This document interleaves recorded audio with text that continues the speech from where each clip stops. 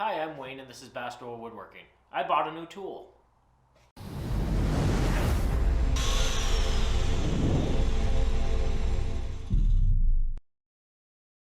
This is a 7 1/4 inch compound miter saw. This is made by Hart, which is the in-store brand for Walmart. Now, typically, I would never purchase a 7 1/4 inch compound miter saw because they're very limited in what they can do. But this was $54 because this is a discontinued tool. For $54, I couldn't really leave this on the shelf. I don't have a use for it right now, but what if in like 4 years I need a small compound miter saw and I remember, oh, I passed one up that was on the shelf for $54.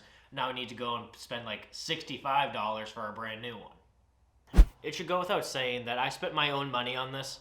No company would ever send somebody a discontinued product for review. It wouldn't make any sense. As you can see, I didn't need this saw. I already have a 10-inch compound miter saw that I barely even use. I tend to use my radial arm saws for cross cutting, and I don't really like the mess that a compound miter saw makes. So why did I buy this one? Well, it was $54, and for that price, I couldn't really pass it up. So let's go through some pros and cons of this saw and kind of decide whether I just wasted $54 or whether it was completely worth it. So setting the price completely aside, let's go through some other pros of this saw that make it a good purchase. It's sturdy. It seems to be well built. It travels nice and straight up and down. It doesn't flex in the head really at all. You have to really be torquing on it to get it so that it doesn't travel in a straight up and down line. The positive stops at 15, 30, and 45 are all accurate and really rigid. The dust collection actually works pretty well. I clipped the bag on there and didn't really expect much of it, really didn't think about it, and it did fill up. It still makes a hell of a mess because it's a compound miter saw, but it actually did collect a lot of its own dust. It comes with a decent blade on it. It's just a 24 tooth framing blade, and all the adjustments actually work fairly easily on it. You just have to make sure that you're not whacking into the clamp and stuff like that. And yeah, the bevels all seem to be accurate as well.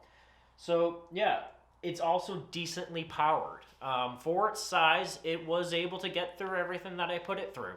I was plowing through a bunch of 2x4s. I put a piece of hard oak in there, and it had no problem going through it. All pros.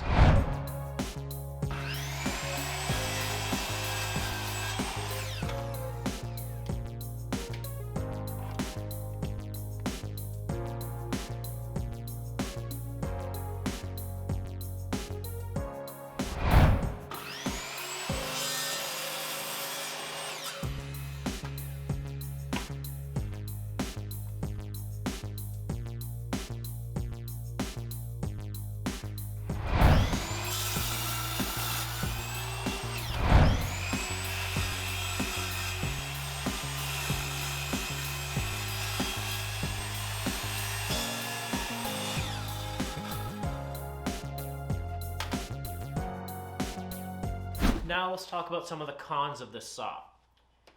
On the box, it labels that it has a 2x4 capacity, and that is spot on. Anything even a little bit over 2 inches by 4 inches, and this will not cut all the way through in one pass. If the 2x4 has a twist or a cup in it, there's no guarantee this thing will cut all the way through it. I cut through 3 2x4s, one of them which had a twist that was very slight, probably about 1/8 of an inch, and it couldn't cut all the way through in one pass. The biggest con for a 7 1/4 inch compound miter saw is that it's a 7 1/4 inch compound miter saw. It has very limited utility. Anything larger than a 2x4, and you can't cross cut it on this. So that means that there are even some molding and trim that you can't use this saw for. And it's kind of a shame because it actually works really well. And as long as you stay within what it's designed to do, I have no doubt that this thing will last years. Now, do I think it's worth purchasing? Yeah, absolutely. I wouldn't pay more than $54 for it. I think that the rollback price actually sets this thing more to what it is actually worth, because it is an item that has incredibly limited utility. So it needs to have a very friendly price point. And I think $54 is about what this is worth.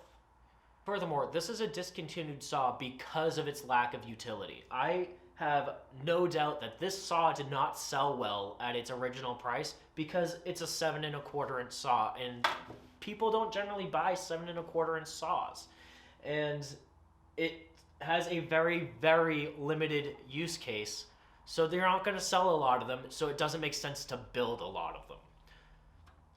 As I was trying to think of like, who's this saw built for, I really came to the conclusion that really the only people that this would have true utility to are people who are just like in a little hobby shop who would never need to cut anything as large as a 2x4. In that case, if you're just cutting like bevels for and angles for picture frames, this might be a completely adequate saw.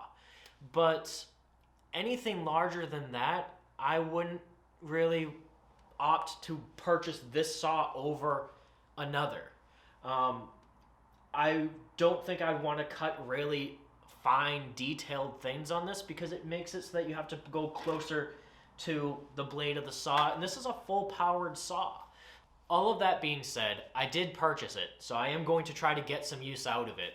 So I'm going to try to incorporate it in projects as I can. I'm going to try to find something that it can have a permanent job in my shop doing, because it is actually kind of adorable, and I want to get some use out of it because I did pay $54 for it. So thank you for watching, and make sure you like, comment, and subscribe to keep up to date with new projects as they are released. And until next time, thank you for watching.